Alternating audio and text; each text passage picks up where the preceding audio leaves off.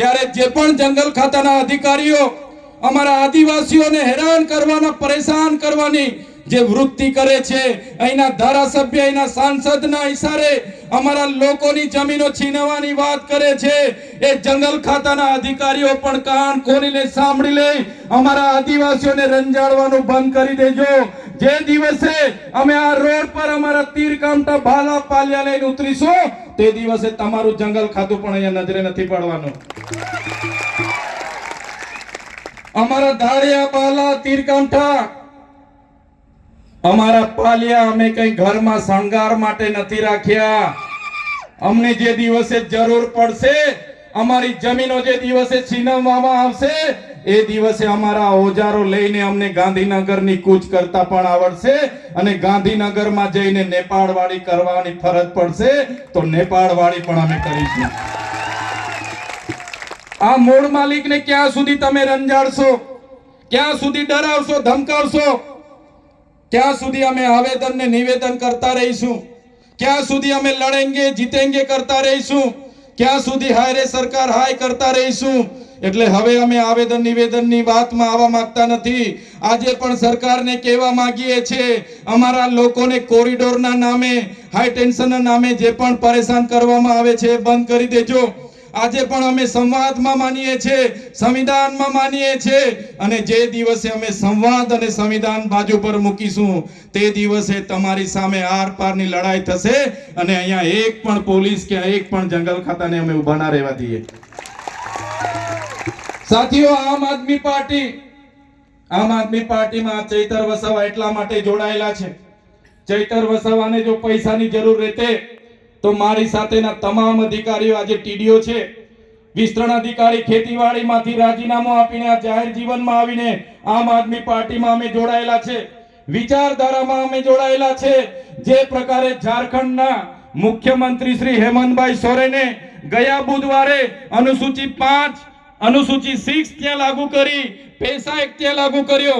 જો આમ આદમી પાર્ટીની સરકાર બનશે, હું તમને ખાતરી આપું છું, સૌથી પહેલું કામ પૈસા એક્ટ અને અનુસૂચિ 5 લાગુ કરવાનું અમારું હશે. ગુજરાતમાં અનુસૂચિ 5 લાગુ કરવાની જવાબદારી અમે લઈએ છીએ. પણ મારા યુવાનો, મારા વડીલો, મારી માતા બહેનો સૌ અહીંયા ઉપસ્થિત થયા છો. હવે કોઈને રાહ જોવાની જરૂર નથી. હું તમને આહવાન કરું છું, રાજનીતિથી દૂર ભાગવાની જરૂર નથી. તમે પણ રાજનીતિમાં આવો, તાલુકા જિલ્લા પંચાયતની ચૂંટણી લડો, જીતો. આવનારી વિધાનસભા લડો, જીતો. 2027માં ગુજરાતમાં આમ આદમી પાર્ટીની સરકાર બનાવો.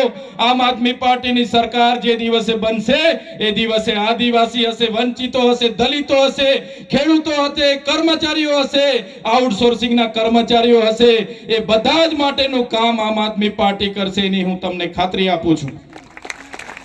આમાં જે કૌભાંડો થયા, એ કૌભાંડોને છુપાવવા માટે આ ભારતીય જનતા પાર્ટીએ એનું નામ બદલી નાખ્યું.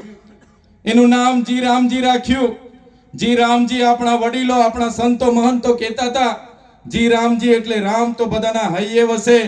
પણ આ ભારતીય જનતા પાર્ટીની સરકારે એમના કૌભાંડો છુપાવવા માટે, એમની નિષ્ફળતાઓ છુપાવવા માટે એને ભગવાન રામનું નામ આપ્યું, અને આ કૌભાંડીઓ છુપાવવા માટે એમને જી રામજી નામ આપ્યું. પણ આ ભારતીય જનતા પાર્ટીને હું કહેવા માંગુ છું, મનરેગામાં તમારા મંત્રીઓ, તંત્રીઓ, એમના કુટુંબીજનોએ જે પણ કૌભાંડો કર્યા અને અમારા ગરીબ લોકોના રોજગાર તમે છીનવ્યા છે, ત્યારે તમે જે પણ નામ બદલવાની વાત કરી છે, તમે નામ બદલશો કે કંઈ પણ કરશો, પણ તમારા કૌભાંડો અમે ભૂલવાના નથી. એનો જવાબ આવનારી તાલુકા જિલ્લા ચૂંટણીઓમાં અમે આપી દેવાના છે.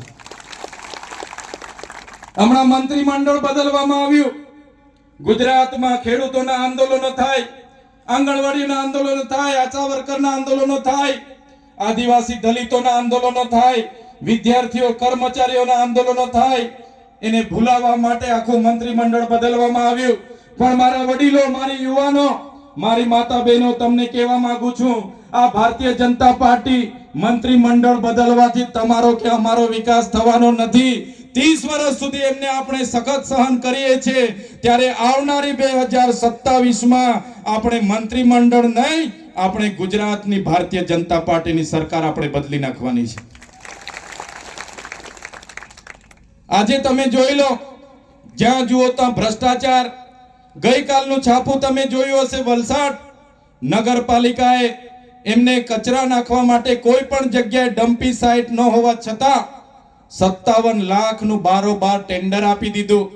થોડા મહિનાઓમાં ડોર ટુ ડોર જે કચરો લેવામાં આવે એ એજન્સીને 4 કરોડ ને 70 લાખના બારોબાર આ નગરપાલિકાએ ચૂકવણા કરી દીધા. અને એક બાજુ આપણા લોકો આ કલોક નદીમાં ડાયવર્ઝનની માંગ કરે છે, એમાં હેરાન પરેશાન થાય છે કે વાહનોને જવા માટેની પરવાનગી આપો, બાયપાસ બનાવી આપો, છતાં સરકારને એના નેતાઓને પેટનું પાણી નથી હલતું. આજે હું જ્યારે ત્યાંથી આવ્યો, ધરમપુરના સર્કિટ હાઉસે બધા મોટા મોટા નેતાઓ ભેગા થઈને ફુલહાર અને ફટાકડા ફોડતા હતા. એવા નેતાઓને પણ કહેવા માંગુ છું, તમારા ઉપાધ્યક્ષ બની જવાથી, તમારા મંત્રી તંત્રી બની જવાથી તમારું કઈ ચાલવાનું નથી. તમારી પાર્ટીમાં તમારી હેસિયત અમને ખબર છે. તમે માત્ર ને માત્ર ચાવીવાળા રમકડા છો, ડુગડુગિયાની જેમ ફરવાવાળા લોકો છો.